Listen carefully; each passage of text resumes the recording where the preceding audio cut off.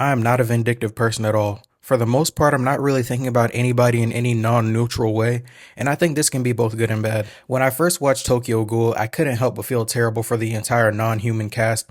Despite them being superpowered, flesh-eating demigods, it hurt me to know that they would most likely be hunted forever and that they would never know peace and never know a normal life. And I feel bad for villains in general. When I think about somebody like Mao from Code Geass, we can obviously acknowledge that he in his current form is a danger to society and a danger to himself, but knowing what led him down that path is just sad. This is even more true for somebody like Lord Genome, who is technically a villain, but for all intents and purposes, he was correct in his thinking. He had no other options but to do what he did. But honestly, having this mindset can be pretty difficult. This mindset and these tendencies make life a bit hard because it's hard for me to put myself in the shoes of people who think in other ways.